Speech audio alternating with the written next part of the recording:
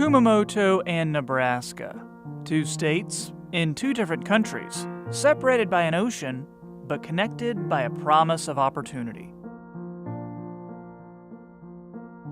Kumamoto, technically a prefecture, if you want to be exact, is located in southern Japan and home to almost 2 million people. It's led by Governor Ikuo Kabashima, now in his third term, a charming man with big ideas, a love for agriculture, and a heart for Nebraska, the place he once called home. Growing up in a poor farming family, he had his own agricultural dreams and came to America to make them a reality. I thought I should become a rancher, but before I become a rancher, I want to study how to raise cattle.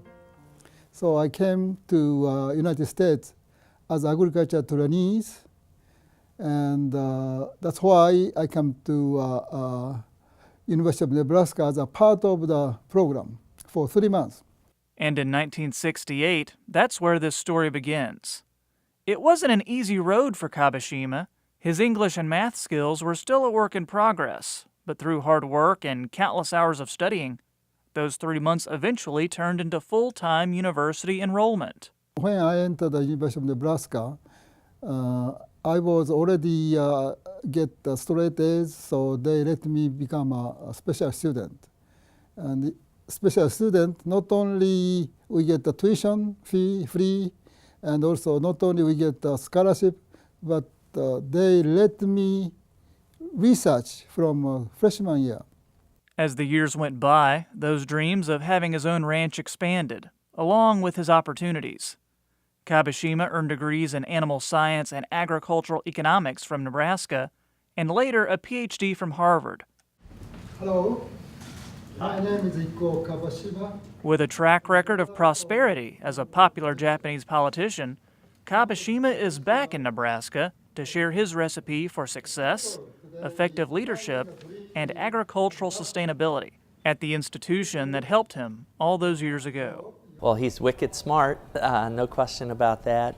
We had a chance to talk about culture and approach to leading, and so I'm really excited to, I got a chance to hear his insights about, basically how culture can eat strategy for lunch.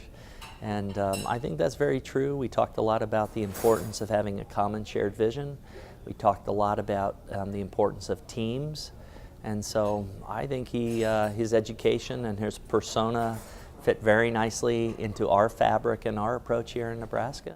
Kabashima took what he learned in the U.S. back to Japan and helped build a thriving prefecture. Today, Kumamoto ranks 6th in Japan in agriculture. It leads the country in exports of tomatoes and watermelon and supplies yellowtail, a fish popular in sushi. It's a good fit for the former Husker. In Kumamoto, agriculture is a very important industry. So it's very resembled to Nebraska, For Nebraska, agriculture is very important. And in that sense, I study agriculture in University of Nebraska. It's very, very useful. Because I have knowledge about agriculture, usually many governors do not have a similar kind of experience like me. I know agriculture people to be happy because you have a very good, hard memory too. Agriculture is very difficult. The lessons that he learned as an animal science major, the lessons he learned as an ag economist are exactly the tools he's applying to governing the most productive, one of the most productive agricultural zones in Japan. I think the integrated systems thinking that Nebraska and the Institute are known for, I think that's exactly what the doctor ordered, and having him come back and share a little bit with our students, pretty fantastic opportunity.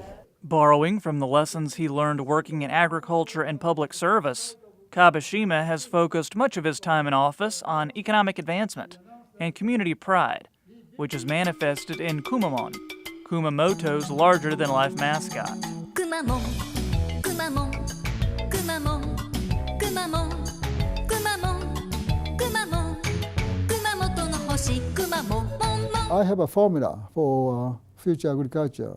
Return, for agriculture for you equal price and quantity minus cost, because you have to make this optimize price, optimizing quantity, optimizing cost. And to increase price, you have to brand yourself, brand your state's production. And as Kumamoto's global profile increases and Nebraska remains a key player in agricultural research, the hope is that both spots will be uniquely positioned for a long-lasting partnership. In fact, it's already been happening. I think the potential there for working collaboratively in our teaching and learning research. And then I know one of the things the governor is really excited about is they don't have an extension service, and he created one in Kumamoto. And so he's already talked with Dean Hibbard about partnerships and how we might be able to learn from each other in that space. The governor is also eager to see what's in store for the next generation of agriculture innovators and is ready to tackle challenges head on. After all, he's proof that having roots in ag can yield boundless opportunities and wants students to realize their potential. People think agriculture is not developing, but I think